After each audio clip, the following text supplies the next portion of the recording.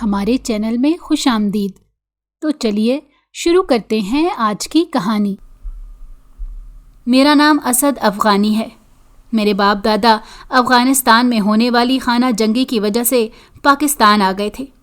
میں یہاں پر ہی پیدا ہوا، لیکن اب افغانیوں کو پاکستان سے نکالا جا رہا ہے اور انہیں اپنے ملک بھیجا جا رہا ہے۔ تو ایسے میں اپنے گھر والوں سے بھی زیادہ پریشان ہوں۔ میرے گھر والے تو معاشی لحاظ سے پریشان ہیں، لیکن میں کشمالہ کی وجہ سے پریشان ہوں۔ وہ میری پہلی اور آخری محبت ہے۔ اس کے بغیر افغانستان جا کر رہنے کا میں تصور بھی نہیں کر سکتا۔ گھر میں ہم 2 بھائی ہیں اور ایک ہمارے والد صاحب۔ والدہ کو فوت ہوئے کچھ عرصہ ہی ہوا ہے۔ اگر وہ زندہ ہوتیں تو میں انہیں کشمالہ کے گھر بھیج کر رشتے کی بات چلواتا، لیکن ان کے مرنے کے بعد میں نے کئی بار اس بات کی خواہش کا اظہار کیا کہ بابا کو کشمالہ کے گھر بھیجوں اور وہ میرے لیے کشمالہ کا ہاتھ مانگے۔ لیکن مسئلہ یہ ہے کہ بابا کے ساتھ اتنی فرینکنس نہ ہونے کی وجہ سے میں ان سے اپنے دل کی بات نہیں کر پا رہا تھا۔ بھائی مجھ سے صرف 1 سال بڑا تھا۔ اس کو میرے دل کی ہر بات کی خبر تھی۔ میں نے اس سے کہا کہ تم بابا سے اس حوالے سے بات کرو تو وہ صاف صاف مکر گیا اور مجھے کہنے لگا کہ یہ تمہارا معاملہ ہے، بابا سے خود ہی بات کرو۔ آج کل تو وہ اس قدر غصے میں بھرے رہتے ہیں کہ ان سے بات کر کے مجھے اپنی موت کا سامان نہیں کرنا، اور تم بھی بہت سوچ کر ان سے یہ بات کرنا، کہیں لینے کے دینے نہ پڑ جائیں۔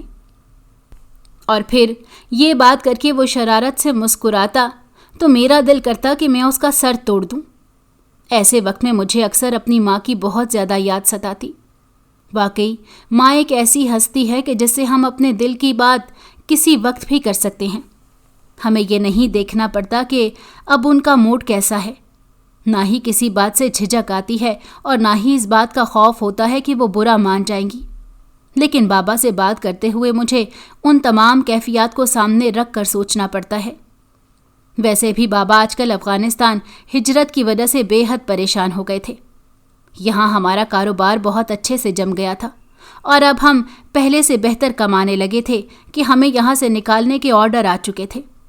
دوسری طرف افغانستان، جو کہ ہماری اپنی سرزمین ہے، وہاں جانے کی ہمیں خوشی تو تھی، لیکن ہم یہ بھی جانتے تھے کہ وہ ایک خانہ جنگی والی سرزمین ہے، جہاں پر حالات ابھی اتنے سازگار نہیں ہوئے کہ ہم وہاں معاشی طور پر مضبوطی سے اپنے قدم جما سکتے۔ ایسے میں بابا یہ ارادہ کر رہے تھے کہ وہ کسی طرح پہلے خود افغانستان جا کر وہاں کے حالات دیکھ لیں۔ اگر وہاں حالات بہتر ہوں تو پھر وہ ہم دونوں کو بھی وہاں ساتھ لے جائیں گے، نہیں تو پھر یہاں سے بابا کا ارادہ دبئی جانے کا تھا۔ اس صورتحال میں بابا سے بات کرنا میرے لیے انتہائی دشوار گزار تھا۔ کشمالہ ہمارے مالک مکان کی بیٹی تھی اور ان کا اوپر والا پورشن ہم نے کرائے پر لے رکھا تھا۔ ہمیں اس گھر میں رہتے ہوئے تقریباً 5 سال ہو گئے تھے۔ کشمالہ اپنے والدین کی اکلوتی بیٹی تھی۔ وہ بہت ہی شرمیلی لڑکی تھی۔ اپنے گھر کے صحن میں بھی بڑی سی چادر لے کر پھرتی رہتی اور جب باہر نکلتی تو اپنے چہرے پر نقاب کر لیتی، لیکن اس کی گہری سبز آنکھیں اور کمان کی طرح تنے ہوئے ابرو اور آنکھوں کے اسکن اور نازک ہاتھوں کی سرخ و سفید رنگت اور کالے چپل میں گلابی دودیا پاؤں یہ بتانے کے لیے کافی تھے کہ وہ ایک انتہائی خوبصورت لڑکی ہے۔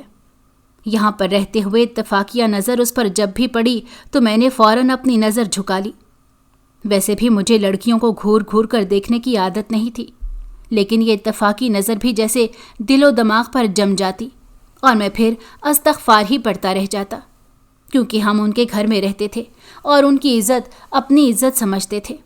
اس لیے ان کی صحن سے گزرتی ہماری سیڑھیوں پر سے جب بھی اتر کر ہم باہر جا رہے ہوتے تو ہمیشہ اپنی نگاہوں کو نیچا کر لیتے۔ شاید ہماری اسی غیرت کو دیکھ کر چاچا جی نے ہمیں اس مکان کو چھوڑنے کا نہیں کہا۔ جب اماں کی وفات ہو گئی اور اب ہم اوپر والے پورشن میں صرف چھڑے ہی چھڑے رہ گئے تھے، چاچا جی اگر چاہتے تو ہمیں گھر خالی کرنے کا کہہ سکتے تھے، کیونکہ ان کے گھر میں بھی صرف وہ دونوں باپ بیٹی رہتے تھے، اور چاچا جی کے گھر سے باہر جانے کے بعد کشمالہ تقریباً گھر میں اکیلی اور تنہا ہی رہتی تھی، اور چاچا جی کے پاس جواز بھی تھا کہ چونکہ نیچے ان کی بیٹی دن بھر اکیلی ہوتی ہے تو اوپر والے پورشن میں وہ کسی فیملی والے کو رکھیں گے۔ ہمارے بابا کئی بار ہم دونوں کو یہ بتا چکے تھے کہ کسی وقت بھی چاچا اس وجہ سے ہم سے یہ گھر خالی کروا سکتے ہیں، کیونکہ ظاہر ہے جو صورتحال ان کے گھر کی ہے اس میں انہیں فیملی والا کرایہ دار ہی سوٹ کرتا ہے، اور ہم 3 مردوں کو وہ شاید مزید اپنے گھر میں اپنی بیٹی کی سیکیورٹی کی وجہ سے بھی رکھنا نہ چاہیں۔ لیکن ہر گزرتا دن ہمیں حیرت میں ہی مبتلا کر گیا کہ چاچا جی نے ہم سے کبھی بھی گھر خالی کرنے کی بات نہ کی۔ شاید وہ ہمیں اچھی طرح سے آزما چکے تھے، اسی لیے وہ ہم پر بہت زیادہ بھروسہ کرتے تھے، اور ہم بھی حتی الامکان یہ کوشش کرتے تھے کہ ان کے بھروسے کو کسی طور پر بھی نہ توڑیں۔ جب سے امی کی وفات ہوئی تھی ہم نے یہاں رہتے ہوئے ہر بات کا خیال رکھنا شروع کر دیا تھا۔ ہمارے گھر میں ٹی وی اور ڈیک ہر چیز موجود تھی، لیکن ہم نے کبھی بھی اونچی آواز میں نہ تو ٹی وی لگایا اور نہ ہی اونچے اونچے گانے لگا کر سنے۔ گھر میں جب ہم باپ بیٹے موجود ہوتے تو انتہائی دھیمی آواز میں بات کرتے تاکہ ہماری وجہ سے چاچا جی کو کوئی تکلیف نہ ہو۔ وقت پر کرایہ دیتے اور اس کے علاوہ چاچا جی کے گھر کے چھوٹے موٹے کام ہم خوشی سے کر دیا کرتے۔ چاچا جی کا کوئی بیٹا نہیں تھا، ایک ہی بیٹی تھی۔ بیوی کی وفات کے بعد انہوں نے اپنی بیٹی کی پرورش خود ہی کی، اور دوسری شادی اس لیے نہ کی کہ کہیں سوتیلی ماں بیٹی کے ساتھ کوئی زیادتی نہ کر جائے۔ وہ اپنی بیٹی سے بے انتہا پیار کرتے تھے۔ ایک دن بابا اور بھائی نادرا آفس گئے تھے۔ انہیں گھر آنے میں دیر ہو گئی تو میں دکان بند کر کے گھر چلا آیا۔ مجھے سخت بھوک لگ رہی تھی، لیکن سالن بنانے کا میرا بالکل بھی موڈ نہیں ہو رہا تھا، تو میں نے فٹافٹ اپنے لیے چائے بنائی اور بازار سے اپنے لیے کیک رس لے آیا۔ ابھی میں نے چائے کا ایک سپ لیا تھا کہ اچانک مجھے اپنی سیڑھیوں پر کسی کے قدموں کی آواز سنائی دینا شروع ہوئی۔ یہ آواز بابا یا بھائی کے قدموں کی تو نہیں تھی۔ میں چوکنا سا ہو گیا، کیونکہ آج کل حکومت کی طرف سے حالات کافی سخت ہو گئے تھے، اسی لیے ہر وقت دل ڈرتا ہی رہتا تھا کہ کہیں کوئی پولیس والا پوچھ گچھ کرنے کے لیے دروازے پر نہ آ جائے۔ میں دروازے کی طرف متوجہ تھا کہ اچانک ہلکی ہلکی دستک کی آواز آئی، تو میں نے چائے کا کپ فوراً زمین پر رکھا اور تیزی سے اٹھ کر جو ہی دروازہ کھولا تو سامنے گہری سبز آنکھیں نقاب سے جھانکتی ہوئی مجھے پریشان نظر آئیں۔ تو میں جھجک کر ایک قدم اندر ہو گیا اور بالکل اس کے سامنے کھڑا ہونے کی بجائے تھوڑا سا رخ موڑ کر کھڑا ہو گیا۔ جی بی بی، کیا بات ہے؟ وہ دراصل ابھی تک ابو گھر نہیں پہنچے تو مجھے بہت فکر ہو رہی ہے۔ وہ صبح سے گھر سے نکلے ہوئے ہیں اور ایک بار بھی انہوں نے گھر فون نہیں کیا۔ یہی بات میرے لیے انتہائی پریشان کن ہے۔ ایسا انہوں نے پہلے کبھی نہیں کیا۔ وہ ہمیشہ دن میں مجھے وقفے وقفے سے کال کر کے پوچھتے رہتے ہیں، لیکن آج تو سارا دن گزر گیا۔ دوسری طرف بدقسمتی سے میرے موبائل میں بیلنس ختم ہو چکا ہے، اور ابھی مارکیٹ میں اس وقت بہت زیادہ رش ہوتی ہے، تو میں باہر نہیں جا سکتی۔ اگر آپ موبائل میں بیلنس ڈلواتے تو میں ابو کی خیریت معلوم کر لوں گی۔ تو میں نے ایک دم سے اپنی جیب سے موبائل نکالا اور اس کی طرف دیکھے بغیر موبائل اس کی طرف بڑھا دیا۔ اس نے موبائل میرے ہاتھ سے لیا تو میں اندر کی جانب پلٹا ہی تھا کہ اس کی پھر مترنم سی آواز ابھری، سنیے، یہ ٹچ موبائل ہے اور مجھے اس کا پاس ورڈ پتہ نہیں۔ تو میں نے دھیمی آواز میں کہا، میں نے تو کوئی پاس ورڈ نہیں لگایا، دراصل مجھے یہ استعمال کرنا نہیں آتا، وہ تذبذب میں بولی۔ تو میں نے نگاہ نیچی کیے ہوئے موبائل کو اس کے ہاتھ سے لیا۔ میں چاچا جی کا نمبر ملا دیتا ہوں، آپ پریشان نہ ہوں۔ پھر میں چاچا جی کا نمبر ملانے لگا، لیکن کئی بار نمبر ملانے کے باوجود چاچا جی فون نہیں اٹھا رہے تھے، تو مجھے تشویش سی ہوئی۔ ایسا پہلے کبھی نہیں ہوا تھا، وہ تو پہلی بیل پر ہی کال ریسیو کر لیا کرتے تھے۔ میں نے پلٹ کر کشمالہ سے کہا، میرے خیال میں وہ کچھ مصروف ہیں، اسی لیے کال نہیں پک کر رہے۔ تو اس کی آنکھوں میں بے چینی سی بڑھ گئی۔ ابو کی طبیعت بھی آج صبح اچھی نہیں تھی، خدا خیر کرے۔ وہ دن میں 2-3 بار کال کر کے مجھ سے پوچھ لیا کرتے ہیں، آج تو ان کی کوئی کال بھی نہیں آئی۔ اگر آپ کو زحمت نہ ہو تو پلیز ان کی دکان پر جا کر پتہ کر لیں۔ ٹھیک ہے، آپ پریشان نہ ہوں، میں جا کر معلوم کر کے آتا ہوں۔ تو وہ نیچے جانے کے لیے سیڑھیوں کی طرف مڑ گئی کہ اچانک میری موبائل پر چاچا جی کے نمبر سے کال آنے لگی۔ تو میں نے کشمالہ کو آواز دی، آپ پلیز رک جائیں، آپ کے ابو کی کال آ رہی ہے۔ میں نے کال ریسیو کی تو ایک اجنبی آواز میرے کانوں سے ٹکرائی۔ کشمالہ میرے بالکل قریب کھڑی تھی اور اپنا ہاتھ بار بار موبائل کی طرف لے جا رہی تھی۔ مجھے دیجیے نا، میں بات کرتی ہوں۔ تو میں نے اسے ہاتھ کے اشارے سے روکا کہ صبر کریں، مجھے بات کرنے دیں۔ کیونکہ دوسری طرف ایک اجنبی مرد کی آواز تھی اور میں نہیں چاہتا تھا کہ وہ کشمالہ سے بات کرے۔ کشمالہ مسلسل میرے چہرے کی طرف ہی دیکھ رہی تھی اور بار بار اپنی مخروطی انگلیوں کو پریشانی سے مروڑ رہی تھی۔ آپ اس وقت کہاں ہیں؟ میں نے ان سے سوال کیا اور پھر ہاں ہوں میں جواب دے کر میں نے موبائل بند کر دیا تو کشمالہ بالکل میرے سامنے آن کھڑی ہوئی۔ اسے اپنے اتنے قریب دیکھ کر میرے دل کی دھڑکنیں منتشر ہونے لگیں۔ اس کے بدن سے اٹھتی ہلکے کولون کی خوشبو میرے ارد گرد دھیمے دھیمے پھیلتی جا رہی تھی، لیکن اسے یہ خبر کیسے دوں یہ سمجھ نہیں آ رہی تھی۔ مجھے نہیں پتا تھا کہ وہ اپنے والد کے ایکسیڈنٹ کا سن کر نہ جانے کیا ریئیکٹ کرے، اسی لیے میں مناسب الفاظ ڈھونڈ رہا تھا کہ جس میں کم سے کم سنگینی شو کر سکوں۔ پھر میں نے اس کی جانب دیکھا تو اس کی گہری سبز آنکھوں میں اندیشے ہی اندیشے تھے۔ اس کی آنکھیں اس قدر خوبصورت تھیں کہ میں بھول ہی گیا کہ مجھے کہنا کیا ہے کہ اچانک اس کی تشویر بھری آواز میری سماعتوں سے ٹکرائی تو جیسے میں حواس میں آ گیا۔ کیا آپ نے ابو سے بات کی؟ کیا کہہ رہے ہیں وہ؟ دراصل آپ کے ابو اس وقت ہاسپٹل میں ہیں، میں اٹک اٹک کر بولا۔ کیا ہوا ابو کو؟ وہ ہیجانی انداز میں بولی اور اچانک بات کرتے کرتے اس کا نقاب اتر گیا۔ بس یہی لمحہ تھا جب میری نگاہ اس کے چہرے پر پڑی اور پھر ہٹنا ہی بھول گئی۔ وہ بلا شبہ انتہائی خوبصورت تھی۔ میں نے اس قدر بے باک حسن اس سے پہلے کہیں نہیں دیکھا تھا۔ میں بوکھلاتے ہوئے بولا، کچھ نہیں، وہ ٹھیک ہیں، بس معمولی سا ایکسیڈنٹ ہوا ہے۔ ایکسیڈنٹ؟ اچانک بات کرتے کرتے اس نے میرا بازو پکڑ لیا۔ کہاں ہیں وہ؟ بولے نا کہاں ہیں وہ؟ اس کے ہاتھ بالکل ٹھنڈے یک ہو چکے تھے اور وہ ہلکے ہلکے کپ کپا رہی تھی۔ مجھے لے چلے وہاں پلیز، لیکن میرے پاس تو کرایہ بھی نہیں ہے، وہ رو دینے والے انداز میں بولی تو میں نے اسے کہا، کرائے کی آپ فکر نہ کریں، آپ بس تیاری کریں، میں آپ کو لے چلتا ہوں۔ کون سے ہاسپٹل میں ہیں ابو؟ تو میں نے اسے بتایا کہ وہ پمس ہاسپٹل میں ایڈمٹ ہیں۔ تو وہ دوڑتے ہوئے نیچے گئی اور ایک بڑی سی شال اس نے اوڑھی اور دوڑتے ہوئے میرے قریب آئی۔ چلیں۔ تو میں نے اس سے کہا کہ آپ نے اپنا کوئی بھی دروازہ اچھے سے بند نہیں کیا اور نہ ہی تالا لگایا ہے۔ تو وہ اپنے ماتھے پر ہاتھ مار کر بولی، وہ مجھے تو خیال ہی نہیں رہا۔ پھر وہ دوبارہ اندر کی طرف بھاگی اور اس نے تالا نکالا، لیکن اس سے تالا بند نہیں ہو رہا تھا، اس کے ہاتھ لرز رہے تھے۔ تو میں نے اس کے ہاتھ سے تالا لیا اور کہا کہ آپ سائڈ پر ہو جائیں، میں خود لگاتا ہوں، چابیاں مجھے دے دیں۔ تو اس نے بغیر چوں چرا کیے مجھے چابیاں دے دیں۔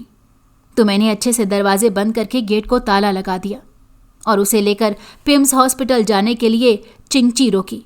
وہ سارے راستے روتی چلی گئی، لیکن مجھے سمجھ نہیں آ رہی تھی کہ میں اسے کن الفاظ میں تسلی دوں۔ پمس ہاسپٹل نزدیک آیا تو میں نے چنچی رکوائی اور کرایہ دینے کے بعد اسے لے کر مردانہ وارڈ کی طرف گیا۔ جو ہی اس کی نظر اپنے والد کے چہرے پر پڑی تو وہ بلک بلک کر رو پڑی اور دوڑ کر ان کے بیڈ کے قریب گئی۔ جو شخص انہیں لے کر آیا تھا اس نے بتایا کہ یہ پارک میں بے ہوش پڑے تھے۔ تو ہم انہیں لے کر ہاسپٹل پہنچے تو ڈاکٹروں نے ان کا چیک اپ کرنے کے بعد کہا کہ انہیں کسی نے چائے میں بے ہوشی کی دوا ملا کر دی ہے۔ یہ سن کر کشمالہ پھر سے رونے لگی۔ کوئی بہت اچھے سے جانتا تھا کہ ابو نے بینک سے پیسے نکلوانے ہیں، شاید ان سے پیسے ہتھیانے کے لیے یہ سب کیا ہو۔ کشمالہ نے اپنا ایک امکان ظاہر کیا جو بظاہر صحیح بھی لگ رہا تھا، لیکن اصل بات تو چاچا جی کے ہوش میں آنے کے بعد ہی پتہ چل سکتی تھی۔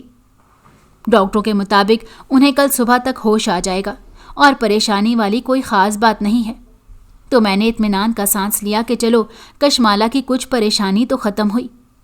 اتنے میں ڈاکٹر نے کہا کہ اب آپ صبح آئیے گا، ویسے بھی یہ مردانہ وارڈ ہے، ہم یہاں پر آپ کو رکنے کی اجازت نہیں دے سکتے۔ لیکن کشمالہ کسی طور پر بھی گھر جانے کے لیے تیار نہ ہوئی۔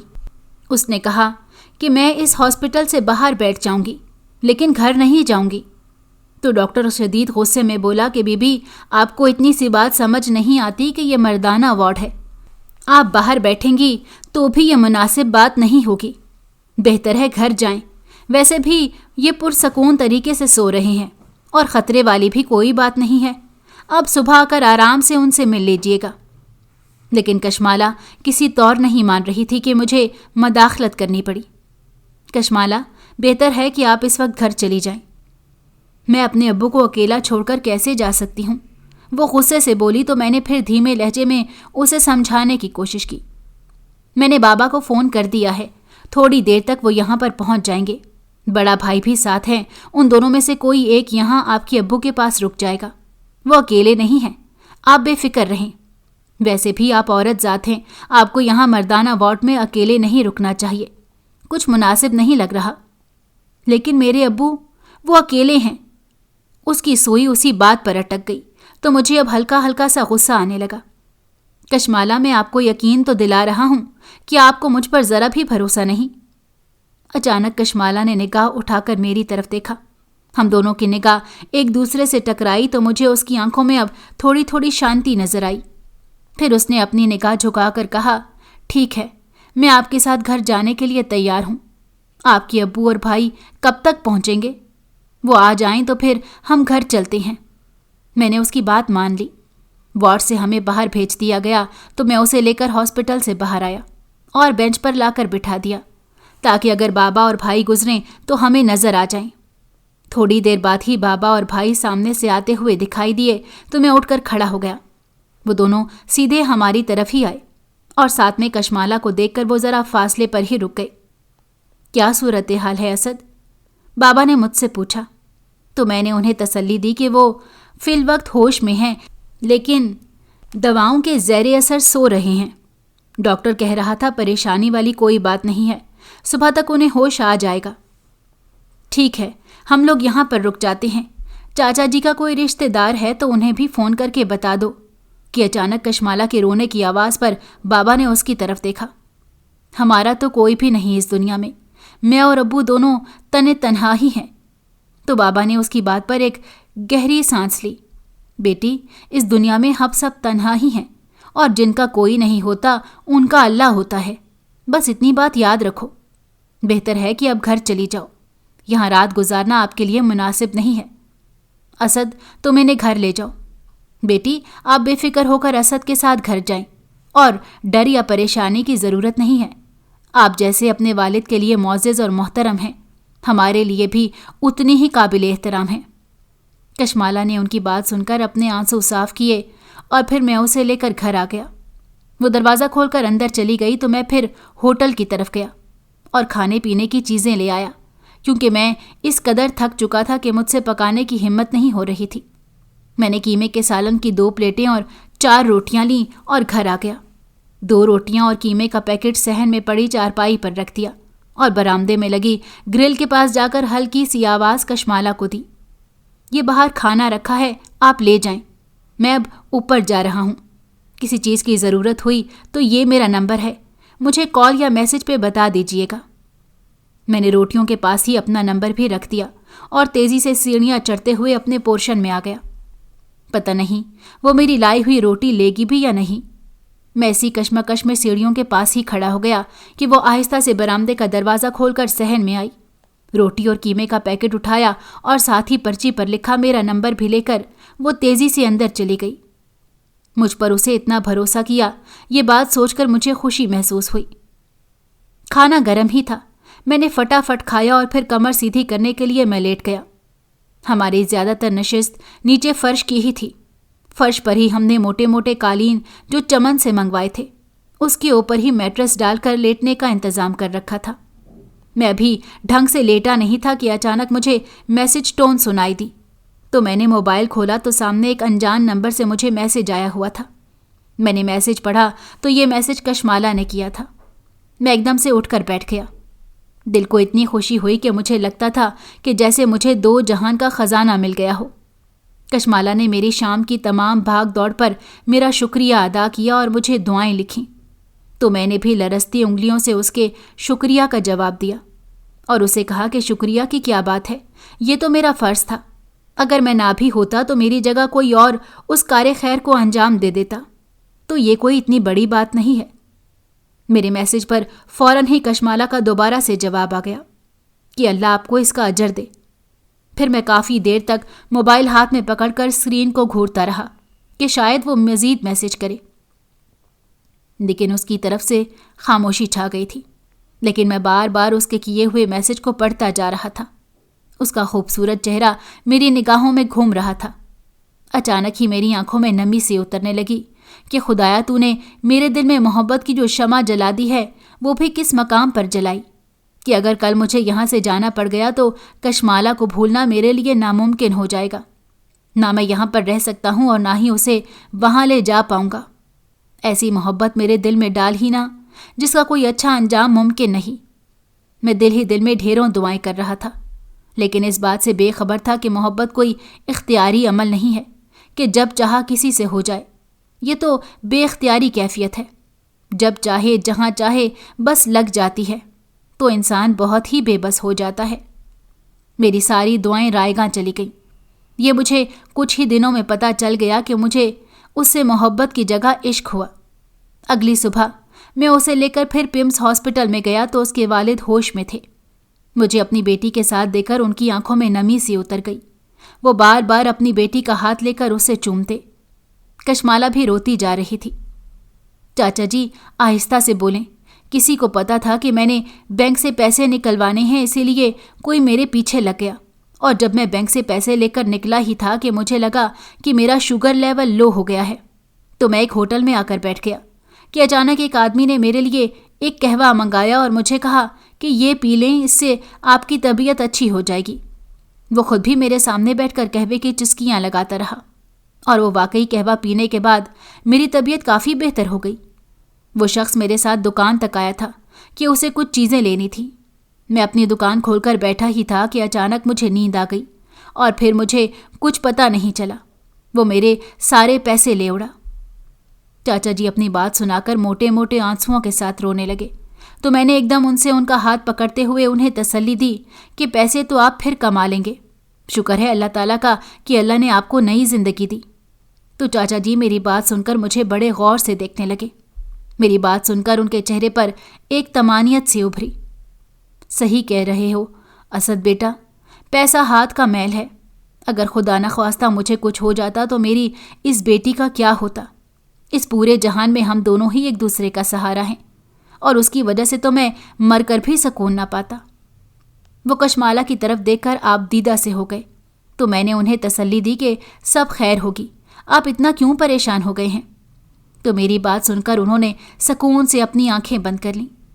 कशमाला ने मेरी मौजूदगी में अपने चेहरे से नकाब हटा लिया था, लेकिन मेरे बाबा और बड़े भाई की मौजूदगी में वो एकदम अपने चेहरे पर नकाब कर लेती। उसका मुझ पर इतना एतमाद और भरोसा उसके वालिद भी देख चुके थे, और ये चीज़ जब से मैंने नोट की थी तो मुझे ऐसे लगा कि जैसे मैं कोई बहुत ही अहम आदमी हो गया हूँ। अपना आप खुद ही मुझे बहुत ही मोतबिर सा लगने लगा। चाचा जी 2 दिन हॉस्पिटल रहने के बाद अब घर शिफ्ट हो गए थे, लेकिन चाचा जी हमारे बहुत ही ममनून दिखाई देने लगे। मोबाइल पर मेरी और कशमाला की हल्की फुल्की बातें भी शुरू हो चुकी थी। जो आग मेरे दिल में लगी हुई थी वो मुझे अब कशमाला की तरफ भी महसूस होने लग गई थी। एक दिन बातों ही बातों में मैंने उससे अपनी पसंदीदगी का इजहार कर डाला, लेकिन साथ ही साथ में इस बात से डर रहा था कि कहीं वो मेरी किसी बात का बुरा ना मान जाए। लेकिन जब मैंने उसका मैसेज देखा तो मेरे हर तरफ जैसे पटाखे से फूट पड़े। उसने भी अपनी मोहब्बत का इजहार मुझसे कर डाला था। वो लम्हा मेरे लिए अल्लाह की तरफ से किसी इनाम से कम नहीं था। मैंने अब तहैया कर लिया था कि मैं बाबा से कशमाला के हवाले से बात करूंगा, लेकिन उससे पहले ही चाचा जी ने मेरे बाबा से हम दोनों की शादी का तस्करा कर डाला। वो चाहते थे कि उनकी ज़िंदगी में ही उनकी बेटी अपने घर की हो जाए। बाबा को कोई एतराज़ नहीं था, लेकिन उन्होंने एक बात बिल्कुल वाज़ेह अंदाज में चाचा जी के कानों से गुजार दी कि हमारा कोई पता नहीं हम किस वक्त यहाँ से कूच कर जाएं, तो ऐसी सूरत में क्या आप अपनी बेटी के बगैर रह सकेंगे। तो चाचा जी ने हंस कर कहा कि अगर मेरी बेटी आपके घर जाकर खुश रहती है तो यकीन करें मेरे लिए यह सबसे बड़ी खुशी की बात होगी। जीना मेरे लिए पहले से ज़्यादा आसान हो जाएगा। और एक दूसरे मुल्कों में आने जाने की कोई पाबंदी तो है नहीं। हमें जब मिलना होगा हम एक दूसरे से मिल लिया करेंगे। तो बाबा ने ये रिश्ता मंजूर कर लिया। मुझे अब तक यकीन नहीं आ रहा था कि मैंने जिसे बहुत दिल से चाहा वो मेरी शरीके हयात बनने जा रही है। मैं कभी तसव्वुर भी नहीं कर सकता था कि कशमाला की मोहब्बत मुझे मिल जाएगी। सादा सी तकरीब में मेरा निकाह कशमाला के साथ कर दिया गया। मेरा निकाह होते ही बाबा और बड़े भाई अफ़गानिस्तान चले गए। لیکن وہاں کے حالات اتنے سازگار نہیں تھے، اسی لیے وہ وہاں سے ہی سیدھا دبئی روانہ ہو گئے اور مجھے بھی اپنے پاس دبئی بلانے لگے۔ لیکن انہی دنوں چاچا جی کی طبیعت بہت ہی خراب رہنے لگی، اسی لیے کشمالہ میرے ساتھ دبئی جانے پر رضامند نہ ہوئی، تو میں بھی یہاں پر رک گیا۔ لیکن ایک رات چاچا جی کی اچانک ڈیتھ ہو گئی۔ اب یہاں پر رہنے کا میرے پاس کوئی جواز نہیں تھا اور نہ ہی کشمالہ نے یہاں پر رکنے کی ضد کی۔ ہم نے یہ مکان فروخت کیا اور دبئی کا ویزا لے کر ہم بابا اور بھائی کے پاس آ گئے۔ لیکن یہاں پر نئے سرے سے کاروبار کرنا بہت مشکل تھا، اسی لیے بابا اور بھائی ایک کمپنی میں ملازم ہو گئے۔ لیکن میری جاب کا ابھی تک کوئی بندوبست نہ ہو سکا۔ جو پیسے ہم ساتھ لائے تھے وہ بھی آہستہ آہستہ خرچ ہوتے جا رہے تھے۔ میں کشمالہ کو ایک اچھی زندگی دینا چاہتا تھا، لیکن بہت ہاتھ پیر مارنے کے باوجود مجھے کسی جگہ پر نوکری نہیں مل رہی تھی کہ اچانک میرے دوست نے مجھے ایک جگہ نوکری دلانے کا وعدہ کیا تو میری کچھ امید بندھی۔ لیکن اس کی بات سن کر مجھے بڑی حیرانگی ہوئی کہ ہفتے میں صرف جمعرات والے دن ڈیوٹی کرنی ہے، تو ایک دن کی تنخواہ کیا ہوگی بھلا، اور میں کیسے گزارا کروں گا؟ اس میں تو فلیٹ کا کرایہ بھی نہ دیا جا سکتا ہے۔ تو اس نے مجھے کہا کہ تم اس بات کی فکر مت کرو، تمہاری یہ ایک دن کی تنخواہ بھی تمہارے لیے کافی ہوگی، اور باقی ہفتے کے دنوں میں کہیں اور اچھی جگہ جاب ملتی ہے تو کر لو۔ تو میں نے بھی ڈوبتے کو تنکے کا سہارے کے طور پر یہ جاب قبول کر لی، اور میں بے حد حیران ہوا۔ جب جمعرات والے دن میں نے اس کی جگہ ڈیوٹی کی تو اگلے دن اس نے مجھے ڈھیروں پیسے دے دیے جو میرے پورے مہینے کی کمائی کے برابر ہوتے تھے۔ میں حیران تھا کہ یہ آخر ایسی کون سی نوکری کرتا ہے کہ جس سے پورے مہینے کی تنخواہ ایک ہی دن میں مل جاتی ہے۔ مجھے بڑا تجسس تھا۔ ایک دن میں نے اس کا پیچھا کیا تو یہ دیکھ کر حیران رہ گیا کہ وہ اپنے باس کی بیٹی کے ساتھ گاڑی میں گھومتا ہے۔ تو میں سمجھ گیا کہ وہ خود تو ایک بہت بڑے خزانے کا مالک بن گیا ہے اور مجھے ذرا سی رقم دے کر خود موج کر رہا ہے۔ تو میں بے قرار ہو گیا۔ پھر ایک دن میں نے اسے بلیک میل کیا اور کہا کہ تم مجھے اپنی جگہ پر نوکری کرنے دو، ورنہ میں باس کو سب کچھ بتا دوں گا۔ تو وہ سوچ میں پڑ گیا اور پھر اس نے مجھے کہا کہ آج تم میری جگہ پر عیاشی کرو۔ اس کی بات سن کر میں لالچ میں آ گیا اور اس کی جگہ میں نے اس گاڑی کی ڈرائیونگ سیٹ سنبھالی۔ بلا شبہ باس کی بیٹی انتہائی خوبصورت تھی، لیکن اس کے چہرے پر عجیب سی پریشانی تھی۔ میں دبئی کی سڑکوں پر گاڑی دوڑا رہا تھا کہ اچانک اس نے مجھے ایئرپورٹ کے قریب گاڑی روکنے کا کہا۔ میں نے جو ہی گاڑی روکی تو میری سانسیں بھی رک گئیں، کیونکہ وہ گاڑی سے اتر کر ایک دوسری گاڑی میں بیٹھ گئی، اور ابھی وہ گاڑی چلنے ہی والی تھی کہ اس گاڑی کے آگے مزید 2-3 بڑی بڑی گاڑیاں آ کر اس طرح سے کھڑی ہو گئیں کہ باس کی بیٹی کی گاڑی ان میں پھنس کر رہ گئی۔ گویا باس کی بیٹی کی گاڑی کو کسی نے گھیرے میں لے لیا ہے، میں نے سوچا، اور جو ہی ان گاڑیوں کے دروازے کھلے تو ان میں سے ایک گاڑی سے باس خود اترا تو مجھے پسینے چھوٹ گئے، کیونکہ اس کے ہاتھ میں گن تھی۔ اس نے اپنی بیٹی کی گاڑی کا دروازہ ایک جھٹکے سے کھولا اور اس کے ساتھ بیٹھے اس کے بوائے فرینڈ کو گریبان سے پکڑ کر باہر کھینچا۔ پھر اس کے آدمیوں نے اس لڑکے کو مارنا شروع کر دیا۔ تو میں خوفزدہ ہو گیا، جانے کیوں اپنا انجام مجھے اچھا نہیں لگ رہا تھا۔ اتنے میں باس نے قہر آلود نظروں سے میری طرف دیکھا اور اپنی بیٹی کو نکال کر میری گاڑی کی طرف آیا۔ تم نے کیا سوچ رکھا تھا کہ مجھے کچھ پتہ نہیں چلے گا اور یہ منہ مانگے پیسے دے کر تمہیں خاموش کروا دے گی اور اپنی من مانی کرتی پھرے گی؟ تو یہ تمہاری غلط فہمی تھی مسٹر۔ باس کی یہ باتیں سن کر میرے پیروں تلے سے زمین نکل گئی۔ میں نے ہکلاتے ہوئے کہا کہ جناب مجھے تو کچھ پتہ نہیں ہے، میں تو آج ہی اکرم کی جگہ ڈیوٹی پر آیا ہوں۔ میں نے وضاحت دینی چاہی تو انہوں نے ہاتھ اٹھا کر مجھے چپ کروا دیا۔ میں اس کو بھی دیکھ لوں گا، لیکن تمہیں بھی نہیں چھوڑوں گا، کیونکہ میں نے اسے ملازم رکھا تھا اور اپنی بیٹی کے آنے جانے کے حوالے سے صحیح رپورٹ دینے کی بات کی تھی۔ لیکن پیسوں کے لالچ میں آ کر وہ مجھ سے غلط بیانی کرتا رہا، جھوٹی رپورٹ دیتا رہا، مجھ سے بھی تنخواہ لیتا رہا اور میری بیٹی سے بھی پیسے اینٹتا رہا۔ لیکن اس نے مجھے میری بیٹی کے بوائے فرینڈ کے حوالے سے صحیح بات نہیں بتائی، حالانکہ میں اسی بات کی اسے تنخواہ دیتا تھا۔ بہت نمک حرام نکلا وہ۔ باس غصے سے کانپتے ہوئے بولا، یہ تو اگر میرے وفادار بندے مجھے پل پل کی خبر نہ دیتے تو یہ بدبخت میری بیٹی کو کسی اور ملک میں لے جاتا، لیکن شاید یہ شیخوں کی طاقت سے واقف نہیں تھا۔ बॉस ने इंतहाई हकारत आमेज नज़रों से ज़मीन पर पड़े हुए लहू लहान लड़के की तरफ देखा जो उसकी बेटी का आशिक था। अकरम को मैं बहुत अच्छे से देख लूँगा, लेकिन तुम्हें मैं इस नौकरी से फारिग करता हूँ। दफ़ा हो जाओ और आइंदा मुझे अपनी शक्ल मत दिखाना। मैंने एकदम से गाड़ी की चाबी बॉस के मुलाजिम को दी और वहाँ से शुक्र के कलमे पढ़ता हुआ तेज़ी से जाने लगा कि मैं किसी गलत काम में मुलविस नहीं हुआ, वरना मेरा हशर भी अकरम से मुख्तलिफ ना होता। अकरम को ना सिर्फ बॉस ने नौकरी से निकाला बल्कि उस पर झूठा केस डालकर जेल भी भिजवा दिया। अकरम का अंजाम देकर मैंने लालच से तौबा कर ली और दिल में सोचा कि जहाँ भी जॉब करूँ वहाँ पर ईमानदारी से काम करूँ। इस बात को अपनी ज़िंदगी का उसूल बनाते हुए मैंने दुबई में रहकर हर छोटे बड़े काम में हाथ डाला, लेकिन अपनी ईमानदारी से मालकों को हमेशा खुश कर दिया। यही वजह थी कि दिन दुगनी रात चुगनी में तरक्की करता चला गया। बाबा अब काफ़ी बूढ़े हो चुके थे, लिहाजा हम दोनों भाइयों ने उन्हें घर में बिठा दिया। बड़े भाई की शादी भी हमने यहाँ पर एक अफ़गान फैमिली में कर दी। भाभी काफ़ी अच्छी थी, जल्द ही हमारी फैमिली में घुल मिल गई।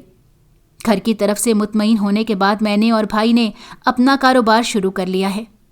बस अल्लाह से दुआ है कि हमें रिज़्क़ हलाल कमाने की तौफीक दे।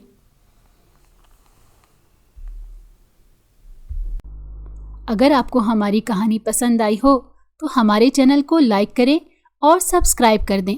बेल नोटिफिकेशन को भी ऑन कर दें ताकि हमारी आने वाली हर मज़ेदार कहानी आपको वक्त पर मिलती रहे।